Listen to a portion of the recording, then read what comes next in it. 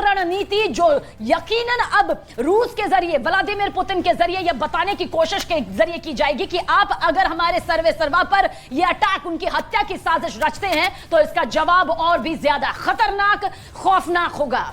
और पुतिन इसके बाद क्या रुख अख्तियार करेंगे, इस पर भी सबकी निगाहें हैं, क्योंकि फिलहाल वहां पर हाई लेवल मीटिंग चल रही है। लेकिन ये तस्वीर आप देखिए किस तरीके से बड़ी चूक यहां पर हुई जरूर है, लेकिन ये जांच का विषय है खुद रूस के लिए भी, क्योंकि कई बार इससे पहले रूस की ओर से फॉल्स फ्लैग ऑपरेशंस किए गए हैं। लेकिन क्या ये वाकई यूक्रेन की ओर से भेजे गए ड्रोन थे या फिर आगे क्या कुछ है, किसकी ये रणनीति है, किसकी ये साजिश है, ये तमाम सवाल है। और हमारे सहयोगी जनक हमारे साथ बने हुए हैं। जनक, क्या कुछ कहा जा सकता है? बड़ी साजिश हुई है, इसमें कोई दो राय नहीं, कोई शक नहीं। रूसी राष्ट्रपति व्लादिमीर पुतिन की हत्या की यह बड़ी साजिश है। अब इसके अंतर्राष्ट्रीय स्तर पर भी क्या मायने निकलेंगे?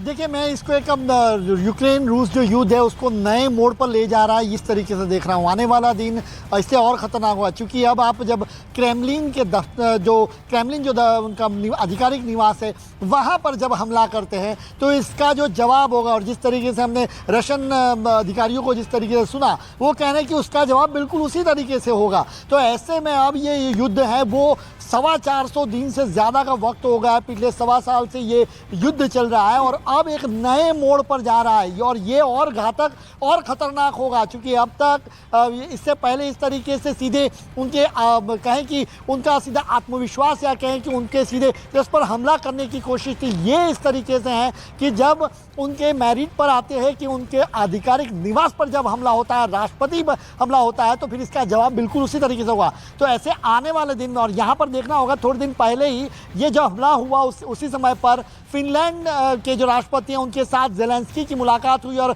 वो उस समय बात कर रहे थे कि अब जब रशियन एग्रेशन है उस एग्रेशन को कैसे प्रोटेक्ट किया जाए, उस बारे में फिनलैंड से बात हुई। और आप जिस तरीके से जानते हैं कि फिनलैंड अब जिस तरह के नाटो का सदस्य बना है, तो ऐसे में अब आने वाला वक्त और ख़तरनाक हो सकेगा, खासतौर पर रूस और यूक्रेन की जंग के बीच का आने वाला वक्त। क्योंकि अब इसे सीधे कहें कि उनके सीधे आत्मविश्वास या कहें कि उन पर सीधा हमला किया गया है, और ऐसे में इसका जवाब भी अब क्रेमलिन की ओर से दिया जाएगा। और अब जिस तरीके से रशियन अधिकारी को सुना कि वो कह रहे हैं कि हम राष्ट्रपति हैं वो अब मीटिंग ले रहे हैं, और इसका अधिकार अब उनके पास है कि उनको किस तरीके से एक्शन लेने हैं। क्योंकि इस तरीके से जब आप एक स्ट्रेटेजिक लोकेशन पर इस तरीके से हमले करते हैं, इससे पहले ज़ेलेंस्की पर पिछले साल भी कई बार ऐसी खबरें आई कि केजीबी की ओर से बहुत सी कोशिशें हुई कि ज़ेलेंस्की पर हमला हो, लेकिन उस तरीके से ज़ेलेंस्की के ठिकानों पर कभी हमले नहीं हुए। तो जहां पर उनकी टेरिटरी को लेकर जब था तो वहां पर युद्ध चल रहा था, लेकिन जब आप सीमा में घुसकर और खास कर के राष्ट्रपति निवास पर जब हमला करते हैं तो इसका जवाब भी करारा होगा। लेकिन देखना होगा कि ये हमला वाकई में यूक्रेन ने किया है या कोई और इसके पीछे है। हालांकि दावा दोनों और यहाँ से क्रेमलिन की ओर से कहा जा रहा है कि यूक्रेन की ओर से हो रहा है। तो ऐसे में आने वाला समय है वो इस मोड़ और खतरनाक मोड़ पर ये इस युद्ध को ले जाएगा। जी, युद्ध और ज्यादा भीषण हो सकता है इसके बाद। लेकिन ये जो तस्वीर निकलकर सामने आ रही है, इसके बाद एक बड़ी मीटिंग भी यहाँ पर हाई लेवल मीटिंग भी की गई है। खुद यूक्रेन के राष्ट्रपति यहाँ पर ज़ेलेंस्की ने पुतिन ने की है। लेकिन इस वक्त बड़ी खबर आ रही है, हमले के बाद ज़ेलेंस्की का बयान भी सामने आ गया है। हम जल्द ही एक्शन लेंगे, ये ज़ेलेंस्की की ओर से यहाँ पर किया गया है। रूस पर एक्शन लेंगे, ज़ेलेंस्की ने कह दिया है। और ये इस वक्त की बहुत बड़ी खबर है। देखिए, इंतजार यहां पर किया जा रहा था कि यूक्रेन के राष्ट्रपति ज़ेलेंस्की की तरफ से आखिर क्या कुछ कहा जाता है। तो हमले के बाद ज़ेलेंस्की ने कहा हम बहुत जल्द एक्शन लेंगे, रूस के खिलाफ एक्शन की बात यहां पर यूक्रेनी राष्ट्रपति ज़ेलेंस्की कर रहे हैं। एक तरफ रूस ने बहुत बड़ा, अब तक का सबसे बड़ा आरोप लगाया है कि व्लादिमीर पुतिन की हत्या की साजिश यूक्रेन के जरिए रची गई है, यूक्रेनी सरकार ने रची। और ऐसे में ज़ेलेंस्की कह रहे हैं कि हम जल्द ही एक्शन लेंगे रूस पर, और उसके बाद सेना और ज्यादा आक्रामक होगी, यह भी ज़ेलेंस्की की ओर से कहा जा रहा है। पहले ही ये युद्ध लगातार भीषण होता चला जा रहा था, लेकिन अब जिस तरीके से ये बड़ा आरोप रूस ने सीधे सीधे यूक्रेन पर मढ़ दिया है, उसके बाद अब ज़ेलेंस्की की प्रतिक्रिया और ज्यादा जंग को आगे बढ़ाती हुई नजर आएगी। यानी कि अब यहां से जंग और ज्यादा अगले स्तर पर भीषण होती हुई जरूर दिखेगी, क्योंकि यहां पर नई नई रणनीति अब दोनों ही देश बनाते हुए सामने नजर भी आएंगे।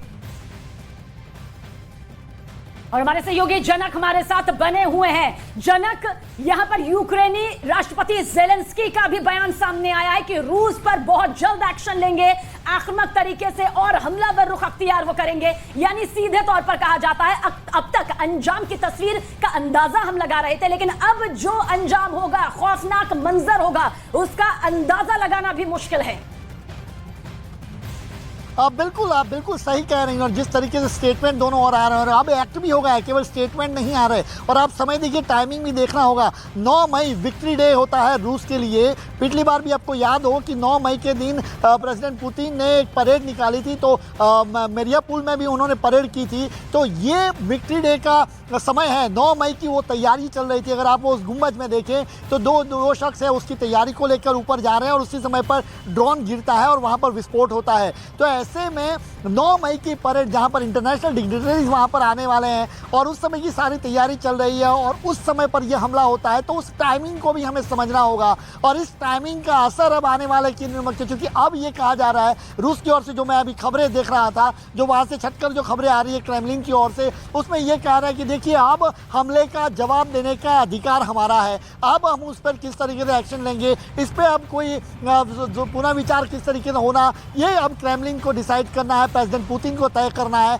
ऐसे में ज़ेलेंस्की का सामने का रुख भी अगर देखा जाए तो आने वाला वक्त एक जरूर कह सकते हैं कि एक ऐसे मोड़ पर युद्ध पहुंचा है जो और भीषण होगा। क्या कहीं तीसरे विश्व युद्ध, चूंकि अब आप यूक्रेन पर हमला करते हैं, फिनलैंड भी उनके साथ है। अभी की मीटिंग थोड़ी देर पहले जब यह हमला हुआ तो फिनलैंड के राष्ट्रपति के साथ ज़ेलेंस्की बात कर रहे थे और कह रहे थे कि रूस के एग्रेशन को किस तरीके से रोका जाए, ये फिनलैंड के बाद चर्चा हो रही थी। और फिनलैंड ऑलरेडी नेटो का सदस्य है। तो ऐसे में ये नेटो का हमला होगा तो क्या एक तीसरे विश्व युद्ध की ओर तो ये पूरी घटनाक्रम नहीं जा रहा, ये सीधी और इसकी ओर इशारा कर रहा है। और युद्ध के हर मोर्चे पर अब रूस की और पुतिन की नाराजगी भी यहाँ पर साफ देखने को मिलेगी। लेकिन ये भी पहलू समझना यहाँ पर बेहद अहम होगा। जनक, आपके पास लौटेंगे, लेकिन बड़ी खबर इस वक्त आ रही है, मॉस्को में ड्रोन उड़ाने पर अब रोक लगा दी गई है। वहां के जो मेयर हैं उन्होंने रोक लगा दी है। किसी भी तरीके से अब कोई भी ड्रोन वहां पर आसपास इर्द गिर्द क्रेमलिन के क्षेत्र में नहीं उड़ सकता है। मॉस्को में, पूरे मॉस्को में अब यह अलर्ट जारी कर दिया गया है और किसी भी तरीके का कोई ड्रोन वहां पर नहीं उड़ेगा। देखिए, आप समझिए इस बात को कि अगर व्लादिमीर पुतिन की हत्या की इतनी बड़ी साजिश रची जाती है, क्योंकि यूक्रेन और रूस की तुलना अगर हम सुरक्षा के लहजे से, डिफेंस के लहजे से करते हैं तो बौनी यूक्रेनी सेना की ताकत नजर आती है, रूस के सामने टिकती नहीं है। लेकिन अगर सालों से यह युद्ध टिका हुआ है, 1 साल से भी ज्यादा का वक्त हुआ है, तो यकीनन ये उन देशों की बदौलत है जो कि यूक्रेन का साथ देते रहे हैं। अब बहुत बड़ा सवाल यह है कि अगर व्लादिमीर पुतिन की हत्या की साजिश इन ड्रोन के जरिए रची गई है, तो क्या यूक्रेन को और कोई साथ यहां पर मिल रहा था? इस हत्या के पीछे आखिर किस तरह से बहुत बड़ी साजिश यहां पर रची गई है? ड्रोन को जरूर तबाह किया गया है, लेकिन वो सवाल तबाह नहीं हुए हैं जिनके जवाब यकीनन जब अंतर्राष्ट्रीय स्तर पर भी सामने आएंगे, जब बैठक यहां पर होगी, जब वो रिपोर्ट यहां पर आएगी कि आखिर ये ड्रोन जो यहां पर आए कौन से ऐसे हथियार थे जिनके जरिए आधिकारिक आवास पर, आधिकारिक दफ्तर पर निशाना साधने की कोशिश थी, वो कौन कौन से देश, अगर यूक्रेन का हाथ है तो फिर आखिर उनके हाथ में है। तो पुतिन का आधिकारिक ये दफ्तर है। हमले में हालांकि राष्ट्रपति पुतिन बच गए हैं, लेकिन शिवानी कहा जा सकता है कि सवाल अब भी बरकरार हैं। सवाल कई सारे हैं और ऐसे में पूरा का पूरा जांच का विषय यहां पर खुद रूस के लिए है। और ऐसे में क्या वाकई ये पूरा हमला यूक्रेन की ओर से यहां पर किया गया है? देखिए किस तरीके से, एक बार फिर से ये तस्वीर देखिए, इस पर गौर फरमाइए किस तरीके से पूरा हमला किया गया। जो गुंबद था इस बिल्डिंग का, उसको नष्ट करने की पूरी कोशिश थी, यहां पर बड़ा धमाका करने की कोशिश थी इस ड्रोन के जरिए, लेकिन तभी अचानक से एंटी मिसाइल सिस्टम के जरिए ये ड्रोन को नष्ट कर दिया जाता है। नीरज लगातार हमारे साथ जुड़े हुए हैं। नीरज, देखिए यहां पर 9 मई को विक्ट्री डे है, लेकिन विक्ट्री डे का वक्त अभी टाला नहीं गया है। समय अनुसार वो विक्ट्री डे वहां पर होगा, यानी कि एक साफ संदेश यहां पर रूस की ओर से कि हम डरे नहीं हैं और नहीं डरने वाले हैं। बिल्कुल नहीं टाला जाएगा। और रूस इस तरह के, खासकर राष्ट्रपति पुतिन इस तरह का कोई फैसला नहीं करते कि अगर बाहरी देश से भी आक्रमण किया गया ड्रोन के जरिए, जो दावा किया जा रहा है रूस की तरफ से, तो विक्ट्री डे परेड को नहीं टालेंगे। लेकिन एक और यूक्रेन के एक सांसद का बयान है, उन्होंने कहा है कि रूस का यह प्रोपेगेंडा है। युद्ध जब 2 देशों के बीच होता है तो इस तरह का प्रोपेगेंडा चलता है। पहले विश्व युद्ध के दौरान भी और दूसरे विश्व युद्ध के दौरान भी इस तरह का प्रोपेगेंडा चला था। और ज़ेलेंस्की का जो बयान आया है, उन्होंने रूस के आरोपों पर कोई सीधा जवाब नहीं दिया। इसके लिए थोड़ा इंतजार करना होगा। ज़ेलेंस्की बार बार कह रहे हैं कि रूस के खिलाफ वो कार्रवाई करते रहेंगे, ऑफेंसिव होंगे, लेकिन क्या ये ड्रोन यूक्रेन की तरफ से भेजा गया है कि नहीं, ये सबसे बड़ा सवाल है। क्योंकि रूस अगर आने वाले दिनों में कोई बड़ा हमला करता है, खासकर 9 मई से पहले कोई बड़ा हमला करता है, तो दुनिया को बताना भी होगा कि उसका हमला जायज है। क्योंकि आपके पास इस वक्त पुतिन पर हमले से जुड़ी बहुत बड़ी खबर, सबसे बड़ी खबर, बंकर से काम करेंगे रूसी राष्ट्रपति व्लादिमीर पुतिन। यकीनन ये इस वक्त की सबसे बड़ी खबर है, क्योंकि जिस तरह से 2 ड्रोन के जरिए इस हमले को अंजाम देने की कोशिश की गई है, इसके बाद जैसा कि मेरी सहयोगी शिवानी भी कह रही थी कि अब रणनीति यहां पर बदलेगी, और इसी रणनीति को बदलती हुई ये बहुत बड़ी खबर यहां पर सामने आई है कि बंकर से व्लादिमीर पुतिन अपना कामकाज यहां पर करेंगे। वो निर्देश देंगे, वो दिशा निर्देश देंगे जो कि यकीनन उनकी कंट्री, उनके देश से जुड़ी हुई है, और खासतौर से रूस यूक्रेन महायुद्ध से जुड़ी हुई है। हमारे सहयोगी हमारे साथ बने हुए, जनक भी हमारे साथ में, नीरज भी हमारे साथ में। नीरज, सीधा रुक, क्योंकि इस वक्त आप गोवा में हैं। हम आपसे यह समझना चाहते हैं कि गोवा में एससीओ की बैठक होने वाली है, बहुत बड़ी बैठक है, भारत इसकी अध्यक्षता कर रहा है। वहां से किस तरह से अब यह संदेश रूस की तरफ से बड़े प्रतिनिधि यहां पर देते हुए नजर आएंगे, खासतौर से तब जब कल एक बड़ी तस्वीर नजर आने वाली है, 5 तारीख को बड़ी तस्वीर नजर आएगी, और उससे पहले क्रेमलिन पर मौजूद आधिकारिक दफ्तर पर ड्रोन से अटैक किया जाता है। जो कि रूस के विदेश मंत्री है, उनके साथ भारतीय विदेश मंत्री एस जयशंकर की द्विपक्षीय बातचीत होगी, और जब द्विपक्षीय बातचीत होती है तो वैश्विक मुद्दों पर भी बातचीत होगी। तो यूक्रेन युद्ध पे बातचीत होगी तो सर्जेई लावरोव की तरफ से यह मुद्दा जरूर रखा जाएगा, लेकिन अगले 24 घंटे में किस तरह से माहौल बदलता है, रूसी राष्ट्रपति और क्रेमलिन किस तरह से बड़े फैसले लेता है, गोवा में हम कल पहुंचेंगे और कल इस बैठक को कवर भी करेंगे। लेकिन सबसे महत्वपूर्ण बात है कि आने वाले वक्त में, आने वाले कुछ घंटों में क्रेमलिन की तरफ से क्या बड़ी कार्रवाई की जाती है। और क्रेमलिन का जो जिक्र कर रही थी, देखिए क्रेमलिन में 5 महल नुमा इमारत है बड़ी बड़ी, जो उसमें ग्रेट क्रेमलिन पैलेस जो है, वहां रूसी राष्ट्रपति रहते हैं, ऑफिशियल आधिकारिक आवास है उनका, और वहीं रहते भी हैं, वहीं से काम भी करते हैं। तो उस बिल्डिंग पे कोई ड्रोन वहां तक नहीं पहुंचा था, ये जो हमें खबरें मिली। और यूक्रेन से जो खबरें आ रही हैं उसके मुताबिक आने वाले वक्त में भी अगर 2 ड्रोन के हमले पर कोई आधिकारिक बयान यूक्रेन की तरफ से आता है तो यही कहा जाएगा कि ये रूस का प्रोपेगेंडा है।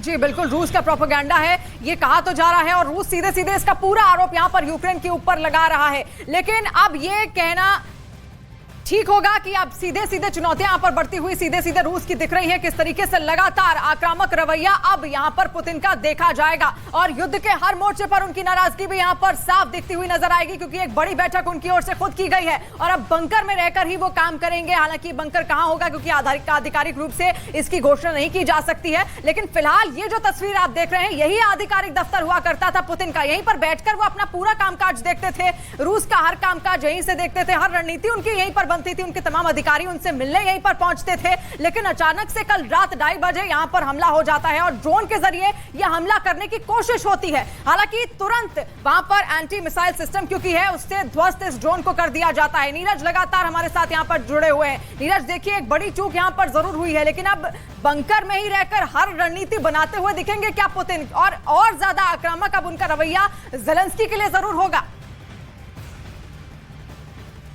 देखिए, सुरक्षा के मामले में इस तरह के फैसले लिए जाते हैं, लेकिन क्रेमलिन के अंदर ही बंकर बने हुए, क्रेमलिन के अंदर ही पहले रूस के शासक भी रहते थे, और उसके बाद फिर मौजूदा शासन सत्ता पर जो काबिज है, रूसी राष्ट्रपति पुतिन मौजूदा वक्त में रहते हैं। तो बंकर का स्ट्रक्चर तो रूस में भी है, यूक्रेन में भी है, लेकिन किस बंकर में रहेंगे ये बताना फिलहाल सुरक्षा के लिहाज से मुश्किल होगा। लेकिन आने वाले वक्त में ये युद्ध नए मोड़ पर जरूर जाएगा। देखना होगा कि जो आरोप रूस की तरफ से लगाया गया, यूक्रेन की तरफ से, उनका जवाब क्या दिया जाता है। 400 से अधिक दिनों का वक्त युद्ध में बीत चुका है, और कल जब गोवा में एससीओ की बैठक होगी विदेश मंत्रियों की, उसमें सर्जेई लावरोव की तरफ से इस मुद्दे को भी मजबूती से भारत के समक्ष रखा जाएगा। क्योंकि आने वाले वक्त में, क्योंकि प्रधानमंत्री नरेंद्र मोदी थे जिन्होंने कहा था एससीओ के मंच पर कि ये युद्ध का काल नहीं है, पुतिन के सामने कहा था, और इस बयान को पश्चिमी देशों ने बड़ी तारीफ की थी, और रूस ने भी बार बार, आपको याद होगा बाली डिक्लेरेशन में भी इसको शामिल किया गया था। तो कल सर्जेई लावरोव से जब द्विपक्षीय बातचीत होगी तो इस मुद्दे को जरूर रखा जाएगा रूस की तरफ से। लेकिन अभी सबसे बड़ा सवाल है कि आने वाले कुछ घंटों में क्या जो रूस और यूक्रेन के बीच युद्ध चल रहा है उसमें कोई कार्रवाई तेज की जाती है। ज़ेलेंस्की कह रहे हैं कि वो आक्रामक कार्रवाई करेंगे, लेकिन रूस की तरफ से भी आक्रामक कार्रवाई जो है उसे तेज किया जाएगा, इससे इनकार नहीं किया जा सकता। लेकिन कोई बड़ा हमला करता है कि रूस नहीं, इसके लिए थोड़ा वेट एंड वॉच करना होगा।